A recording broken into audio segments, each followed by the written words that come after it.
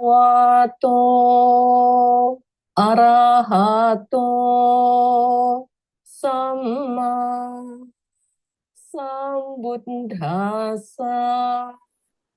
Namo tassa bhagavato arahato sama sambuddhassa.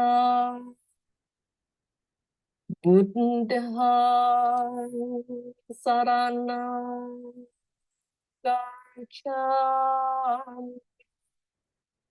Dhammang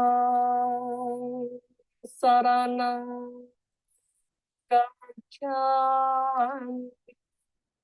Sanghang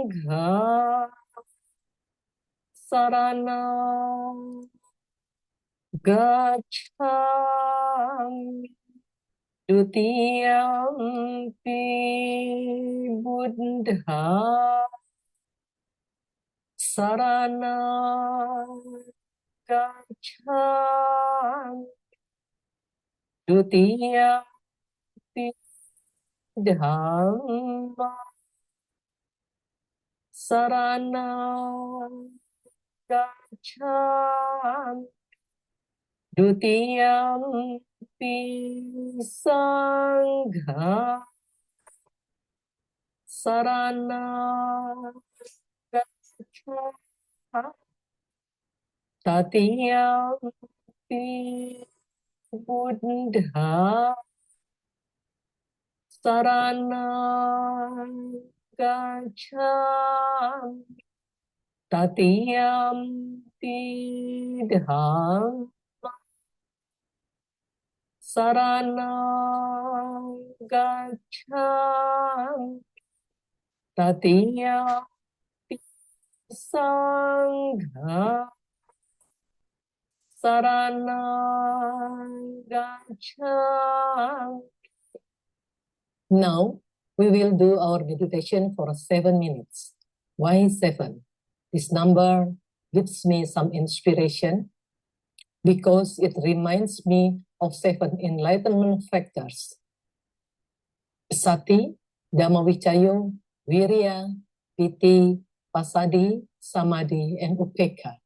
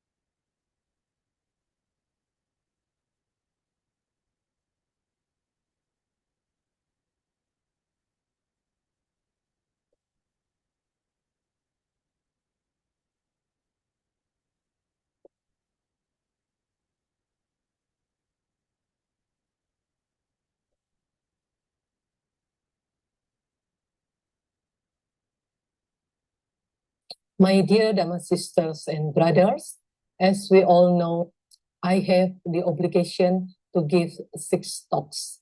This time is session 2. I'm going to continue about Pabaja Sutta. I am doing my very best to fulfill the task, but again, please forgive my poor English. Now, let us start this session with a very interesting and important topic about Pabaja.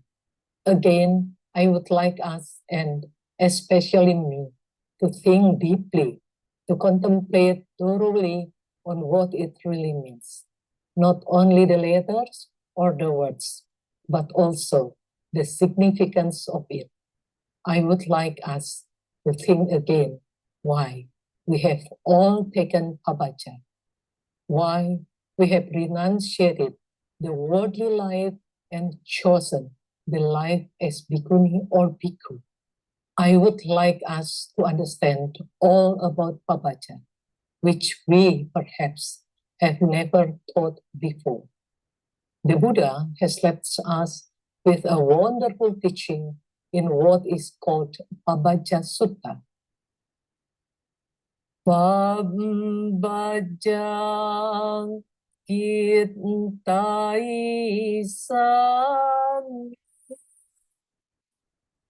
Yatha Pambajicang Huma Yatha Vima Samano So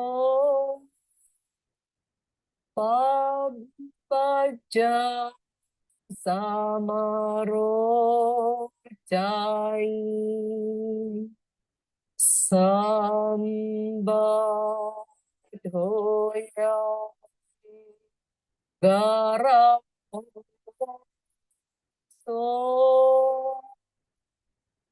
Raja Sayatana Iti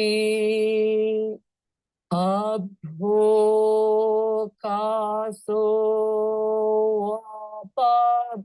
Pabajang Iti Diswanapabaji Pambajitawanakaye Papakamang Viwajai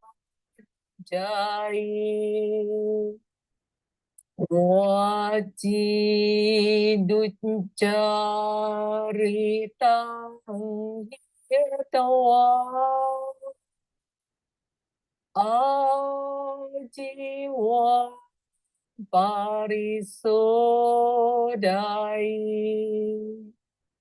Agamara Jagahang Buddho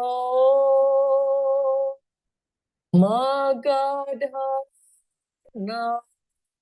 Giri Bajang Pindaya Abhiharasi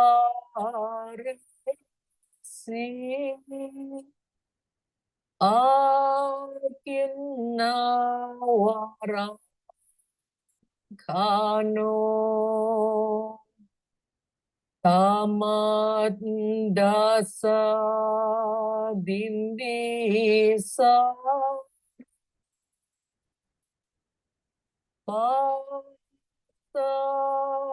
Dasming Patit Tito Diswalakhana Sampanna Ima Abha Satha Imang Gonto Nisa Ametha Holy Abhirupo Graha Charane Nacha Sampanno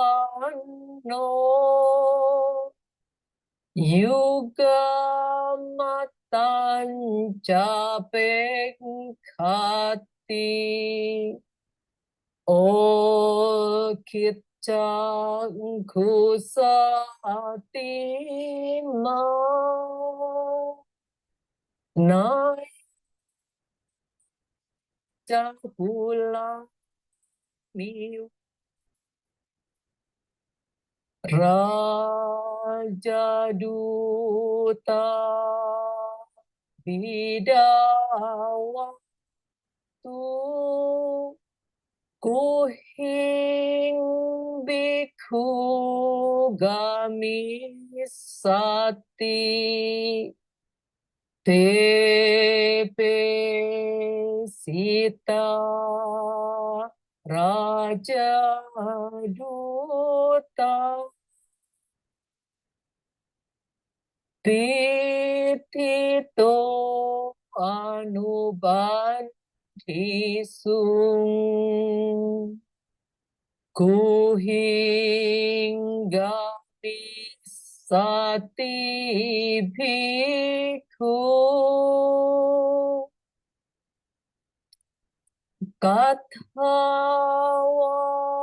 Kathawaso Bhavisati Sapadanang Caramano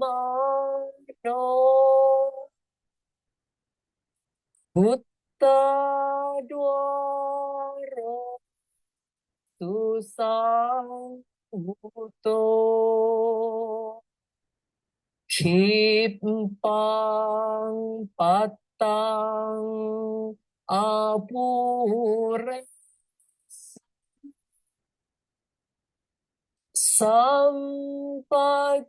Sampajano Patisato Tindacara Carituana Nikamana Gara Pandawa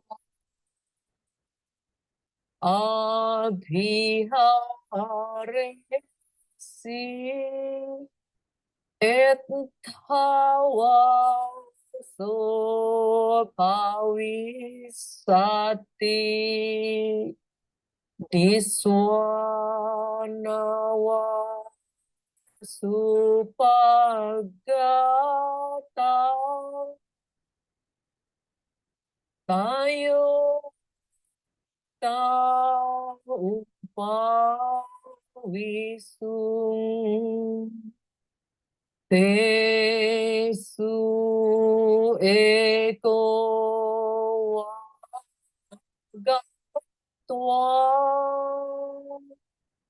Rajino Pativedai Esa Bhikkhu Maharaja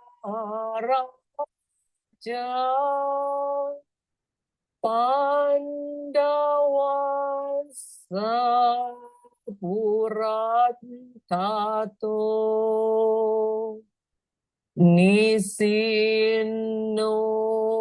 Bhyakkhu Sabho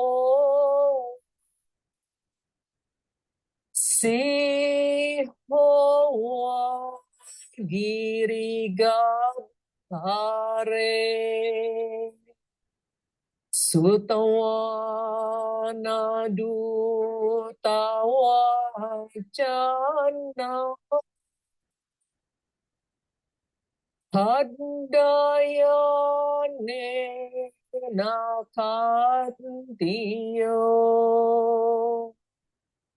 Taramanaru boniasi ye dawa bato saya nabuni ito ya no urui hakat tiyo Patiko upasang kama asadjana upavisi nisanjara jasamo Kathang saraniya tato Kathang so viti sare tawa imamadha abhasatha Yuwa cadaharo casi pathamupatiko susu Wanarohe sampanno Jati mawiyakatiyo Sobhayanto anikam na sangha urakato Dada vibho gebu jasu jating akhari puncito ujung jana padora Himawantas sapasato Dhana wiriye sampanno Kosale sunike tino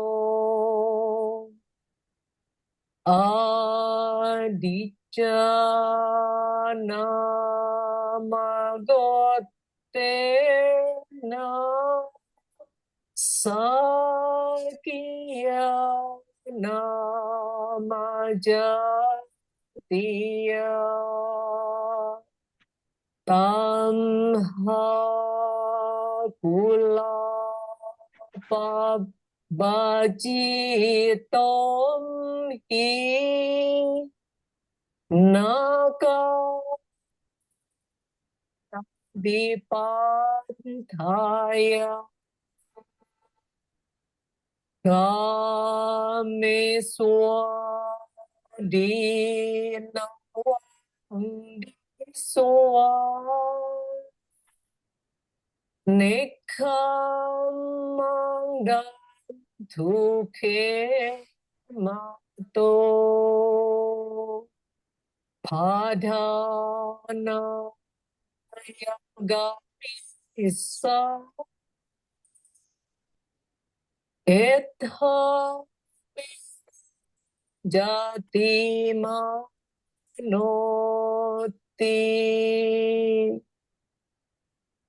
My dear Dhamma sisters and brothers, let us understand the sutta using another style. Narrator. Now I'll tell of the living home, how he, the mighty seer, went forth, how he was questioned and described the reason for his living home. The crowded life lived in a house exhales an atmosphere of dust. But living home is open wide. Seeing this, he chose living home. By doing so, did he reject all bodily evil acts, rejected too wrong ways of speech, his livelihood he purified. He went to Rajagaha town, hill-guarded fort of Magadhans. There he, the Buddha, walked for alms, with many a mark of excellence. King Bimbisara, from within his palace, saw him passing by, and when he saw such excellence in all his marks, he said, Bimbisara. "Look, sirs," he said, "how stately is that man, handsome, how pure, how perfect is his gait, with eyes downcast, mindful, he looks only a plough yoke's length ahead. He's surely not of humble birth. Send forth royal messengers at once upon the path the bhikkhu takes." Messenger. The messengers were sent at once and followed closely in his wake. Now, which way will the bhikkhu go? Where has he chosen his abode? He wanders on from house to house, guarding sense doors with real restraint, fully aware and mindfully. His alms bowl soon was full. His arm round is now done. The sage is setting out and leaving town, taking the road to Pandava. He must be living on its hill. Narrator. Now, when he came to his abode, the messengers went up to him, though one of them turned back again to give the king reply. Messenger. The bhikkhu, sire, is like a lion, or like a tiger, like a bull, and seated in a mountain cave on the east slope of Pandava. Narrator. The warrior hears the runner's tale, then summons up a coach of state. He drove in haste from out the town, out to the hill of Pandava. He drove as far as he could go, and then descended from the coach. The little distance that remained, he went on foot, drew near the sage. The king sat down and he exchanged greetings and asked about his health. When this exchange of courtesy was done, the king then spoke to him these words. Bimbisara. You are indeed quite young, a youth, a man in life's first place. You have the good looks of a man, of high-born warrior noble stock, one fit to grace a first-rate force, to lead the troops of elephants. Wealth can I give you to enjoy. Please tell me of your birth. The Buddha. Straight over there, O king, the Himalayas can be seen. There, with wealth and energy, living among the coastlands, are the Aditya of solar race. In that, the clan of Sakyas. From that family I've left home, not desiring pleasures of sense. Having seen dangers in sense desires, renunciation seen as secure, I shall go on to strive for there does my mind delight. In my first session last week, I started with the meaning of the word Pabaja, and then we went through with the whole Pabaja Sutta, followed with the meaning of each verse. As the sutta consists of 20 verses, in my first session, we went as far as the situation at the palace of Bimbisara as the king watched the incredible man, the Buddha. In this second session, let us continue from there. King Bimbisara was stunned to watch the Buddha, and he said to his ministers, "Look, sirs," he said, "how stately is that man, handsome, how pure, how perfect is his gait, with eyes downcast, mindful, he looks only a plough yoke's length ahead. He is surely not of humble birth. Send forth royal messengers at once upon the path the bhikkhu takes." The messengers were sent at once and followed closely in his way. Now, which way will the bhikkhu go? Where has he chosen his abode? He wanders on from house to house, guarding sense doors with real restraint. Fully aware and mindful, his alms bowl soon was full. His alms round is now done. The sage is setting out and leaving town, taking the road to Pandawa. He must be living on its hill. King Bimbisara said, "Look, sirs," he said, "how stately is that man, handsome, how pure, how perfect his gait, with eyes downcast, mindful, he looks only a plough yoke's length ahead." The words were spoken by King Bimbisara from his palace to his ministers as he was captivated by the grace of the young ascetic. Let us examine their details and meaning carefully from the perspective of text, culture, and Dhamma practice. 1. "Look, sirs," he said, "how stately is that man, handsome." Physical context or grave knife. Before becoming an ascetic, Siddhartha was a prince of the Sakya tribe.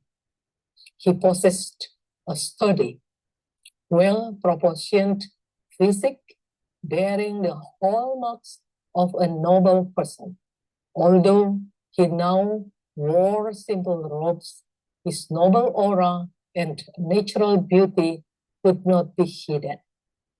Spiritual grace, or abhirupa in Pali. Handsome here is not merely superficial physical attraction, but rather the radiance of a peaceful mind. King Bimbisara, accustomed to see thousands of people and ascetics every day, immediately recognized that this man was of a class and quality far different from that of ordinary ascetics. 2. How pure, how perfect is his gait. Mindful movement or iriyapata. A person's gait reflects their state of mind. The Buddha's, then still a bodhisattva, footsteps are described as very calm, unhurried, unhesitant, but also not arrogant. Purity or asadita, each step radiates purity. There are no restless or unnecessary body movements. For those who observe it like King Bimbisara, This gate evokes a profound sense of reverence, peace, and faith, or saddha. 3. With eyes downcast, mindful, he looks only a plow yoke's length ahead. This is the most crucial part, which describes the practice of Indriya Samvara, or sense control, and sati, or mindfulness, at a high level. Eyes looking down, or chakuma, directing one's gaze downward, is a characteristic of ascetics meditating while walking. Their gaze does not wander over luxurious buildings, wander over crowds, or seek attention. Full consciousness, his mind is completely in the present moment, ensuring that no great lobha for pleasant objects, or hatred, or dosa for unpleasant objects enters the mind. As long as the plow yoke, the sutta uses an ancient cultural metaphor, namely the length of the yoke of an ox pulling a plow, which is equivalent to about 1.5 to 2 meters in front of it. Why this distance?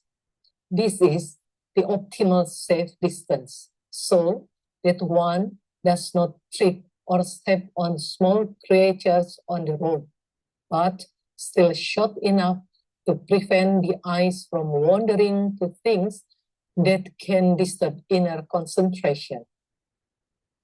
Conclusion and impact of the story.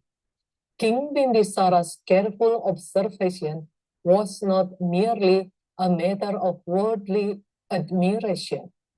Observing this restrained gait and gaze, King Bimbisara immediately concluded, this man is not of a low caste. He must be of royal descent. King Bimbisara then sent his attendants to follow the Bodhisattva, which led to the legendary encounter at the Pandava cave. There, King Bimbisara even offered half his kingdom in exchange for Siddhartha's ascetic robes, an offer the Bodhisattva politely declined in pursuit of true enlightenment. This quote from Sutta Nipata 3.1 remains the gold standard in Buddhist teachings on how a Dhamma practitioner should maintain bodily conduct, or kayagata sati, and sense tranquility while amidst the hustle and bustle of the world. He is surely not of humble birth, sent forth royal messengers at once upon the path the bhikkhu takes. He is surely not of humble birth, character and culture analysis. Caste and social strata in ancient India, the caste system was very rigid. A person from the Kshatriya or noble or king caste had a distinctive physical characteristics, and manner of carrying himself, or Raja Lakhani. Bodhisattva's charisma. Despite his simple robes, the Bodhisattva possessed the 32 marks of a great man, or Mahapurisa Lakhani. His gait was mindful or sati. His eyes cast down a yoke's distance, about 2 meters, and his face radiated profound peace. King Bimbisara's intuition, as a king accustomed to seeing nobles and warriors, Bimbisara recognized the blue blood in the sage. This sentence conveys both admiration and a positive suspicion that a prince or son of a great ruler was in disguise or abdicating his throne. Send forth royal messengers at once upon the path the monk takes. Analysis of the king's actions great curiosity. King Bimbisara, unwilling to lose track of this extraordinary figure, ordered spies or official royal envoys to secretly follow him. Reconnaissance mission. The purpose of descending, or as explained in the following verses of the sutta, was to see: 1. Where did the monk go after collecting food? 2. Where he will eat the food? 3. Is he really a holy hermit? Messenger. The messengers were sent at once and followed closely in his wake. Now, which way will the bhikkhu go? Where has he chosen his abode? 1. Text analysis per sentence. The messengers were sent at once and followed closely in his wake. Urgency and quick action. The phrase at once indicates the king Bimbisara did not delay his order. He recognized that this mysterious figure was moving dynamically amidst the city crowd. If he lost momentum, this majestic figure could disappear among the thousands of ascetics inhabiting the forests surrounding Magadha. Surveillance method or followed closely in his wake. The king's envoys didn't simply observe from afar, but followed closely, maintaining a distance so as not to disturb the bodhisattva. They watched his every step, his gaze, and his interactions with the townspeople while receiving food. This demonstrates the seriousness of the official investigative task. Now, which way will the monk go? Or where has he chosen his abode? Question 1, which way is it going? Which way? This question wasn't just curiosity. In ancient India, the direction an ascetic lived often reflected his affiliation or spiritual sect. Some ascetics lived in cemeteries, others by rivers, and still others in mountain caves. The king wanted to know which direction the ascetic's feet would step after his food bowl was full. Question 2, where has he chosen his abode? The word abode here refers to a place of shelter, vihara or cave. A true ascetic has no permanent home.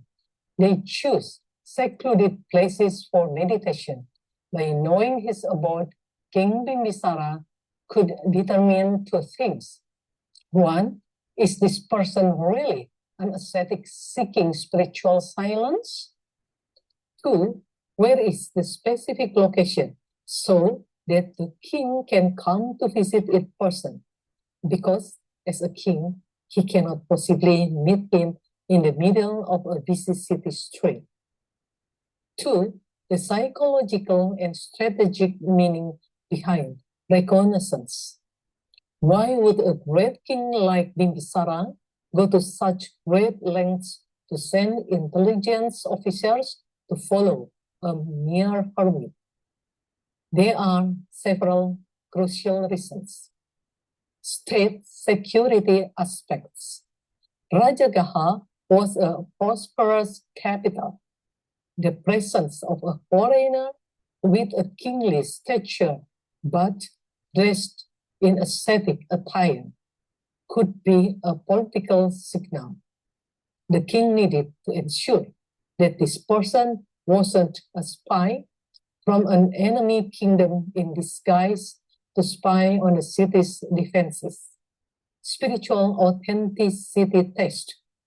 Many people in those days disguised themselves as hermits simply to get free food or escape debt or the law. By following the bodhisattva to his residence, The messengers could see his true behavior when he wasn't in public view. Did he eat greedily? Did he complain about the food he received? Deepest respect. From the first sight, King Bimbisara's intuition told him that this man was a great man. The king wanted to offer his respect and financial support, but he first needed valid information about his residence so he could arrange an official royal visit. He wanders on from house to house, guarding sense doors with real restraint. Fully aware and mindful, his alms bowl soon was full. One detailed explanation per line. He wanders on from house to house. Sapadana Charika practice. In monastic discipline or Vinaya, an ascetic or monk ideally practices the rule of walking from one house to the next in sequence.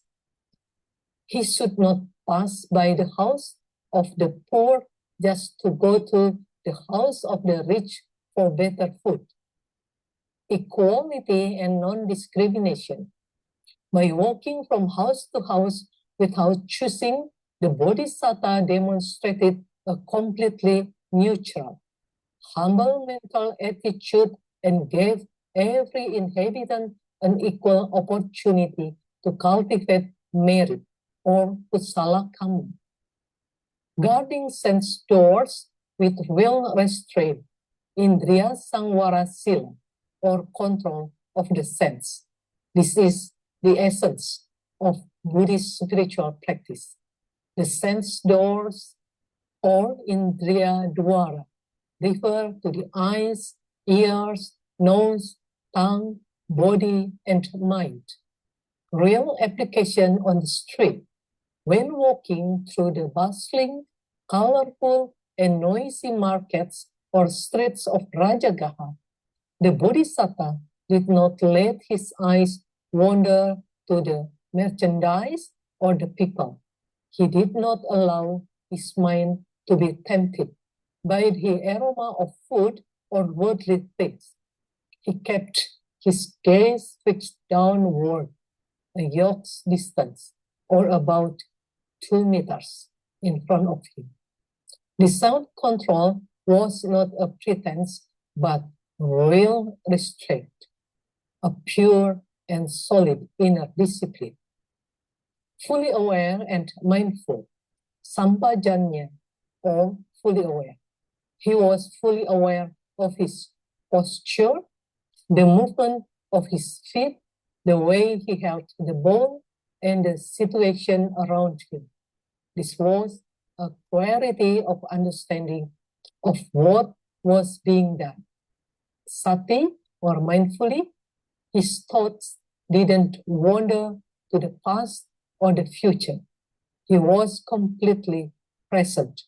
Every step and heartbeat was enveloped in a state of complete attention, undisturbed by the hustle and bustle of the big city. His alms bowl soon was full. The attraction of virtue, because of his majestic, peaceful, and self-controlled gait, the people of Rajagaha were immediately moved by his reverence and devotion. Without needing to verbally beg, a Buddhist ascetic is not to shout for food. People voluntarily and enthusiastically came out of their homes to fill his alms bowl. Soon, the word immediately indicates the extent of the people's generosity upon seeing such a holy figure. His bowl was filled in no time, not because he asked, but because the radiance of his peace invited people to give. 2. Spiritual meanings and historical significance. This verse is not just a physical description of a person looking for food, but rather an ideal standard of the life of an ascetic or saman. One contrast with other ascetics. In ancient India, many ascetics from other sects engaged in extreme practices such as nudity, self-torture, or shouting about their teachings. The Bodhisattva presented a sharp contrast, graceful silence. This was what astonished King Bimbisara's spies. True victory over ego for a former prince accustomed to being served sumptuous meals in a grand palace, walking the dusty streets and accepting food from the strangers required a complete abandonment of the ego. This force demonstrates Siddhartha Gautama's complete mental transition from being a ruler of the world to being a ruler of the mind. Conclusion.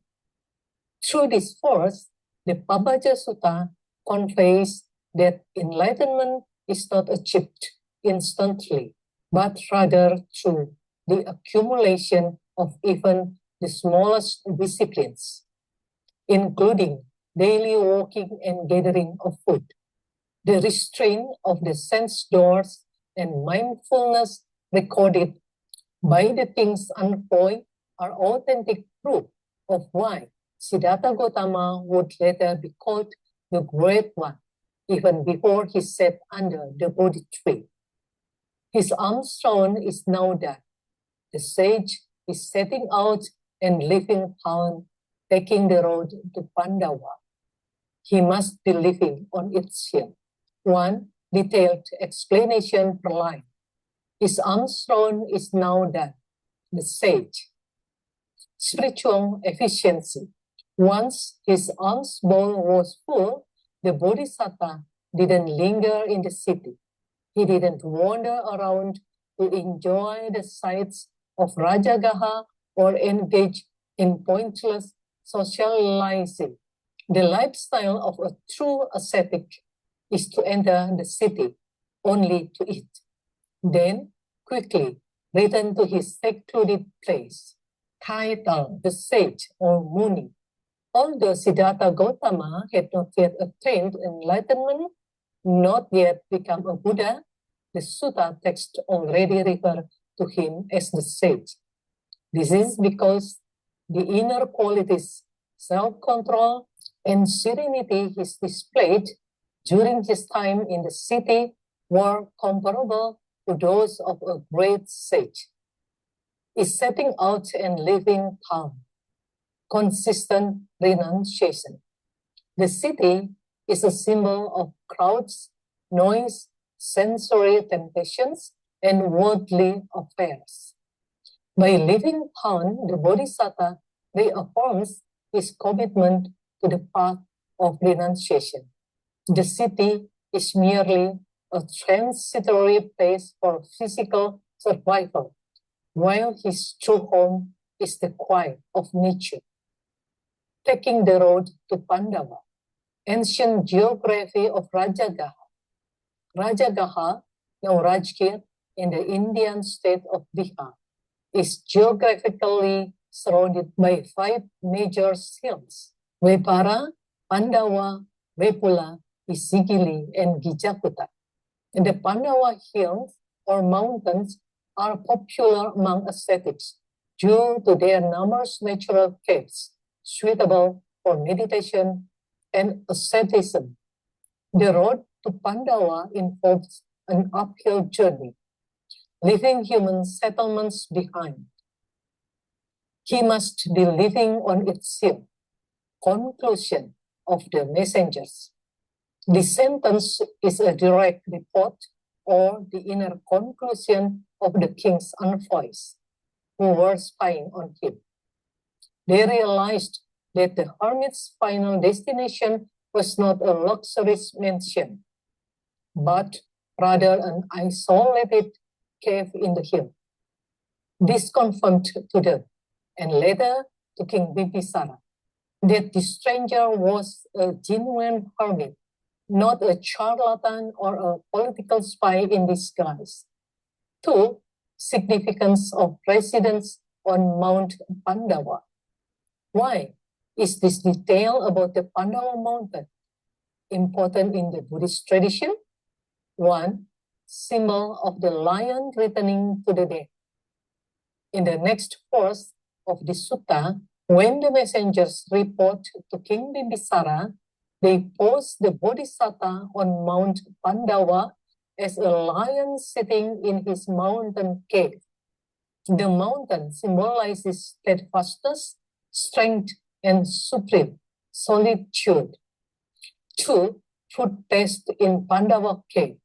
According to the commentary or Atthakatha, it was in the Pandava cave that one of the Bodhisattva's most human and dramatic moments occurred. As he sat down to eat the alms food, he had gathered a mishmash of foods from various households, some bland, some sour, some sweet, some even visually unsightly. His stomach churned and he felt nauseous, having lived his entire life in the palace on only the finest food. However, with the wisdom of the sage, he reflected that this food was for the body's sustenance and the pursuit of enlightenment, not for pleasure. He overcame his nausea and ate calmly. 3. Impact on the storyline. This verse concludes the royal court's information-seeking phase.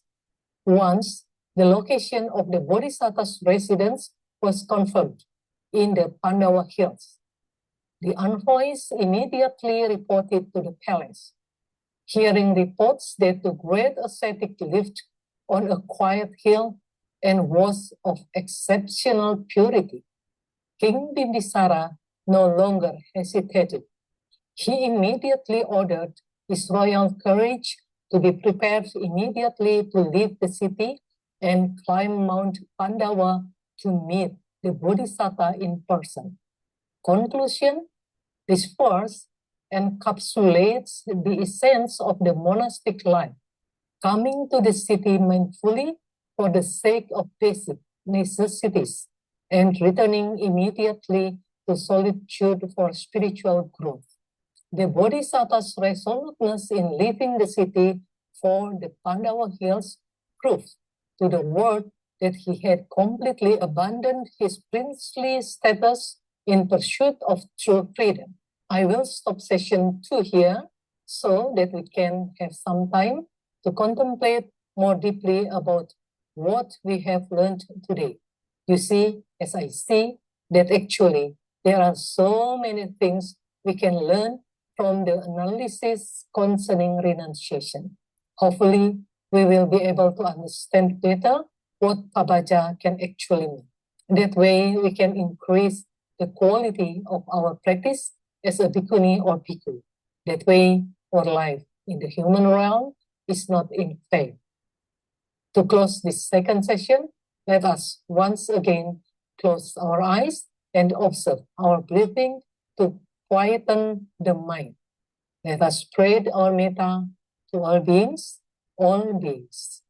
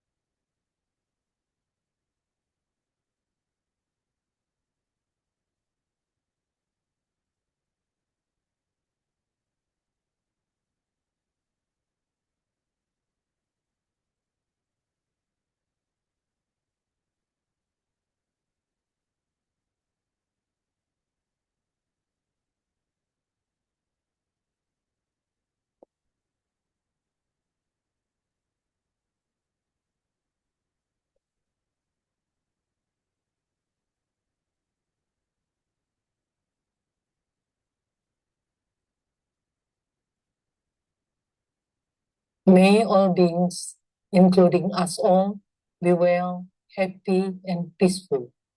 May all beings, including us all, be free from suffering. Thank you.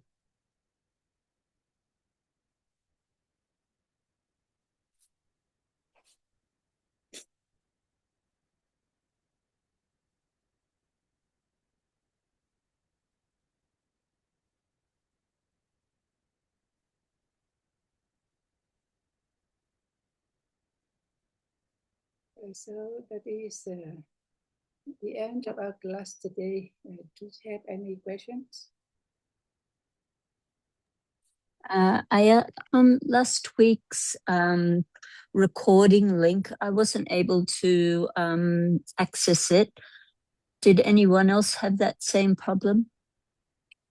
Okay, so that one, it was posted on the Google Drive by Aya Santini. She sent me a link, and then I forwarded the link to the room. Yes, I tried the link. It didn't work for me, but I was just wondering if anyone else had this similar problem. Okay, so I will double check, and then Okay. If it isn't available, then I will repost it. Thank you kindly. Yeah. So, okay, so Pooja also asked about the video last time. Then I will post both the video for you, the one today and the one last week. Okay, so if there is no question, then we will end our class and see you again on Thursday. Bye.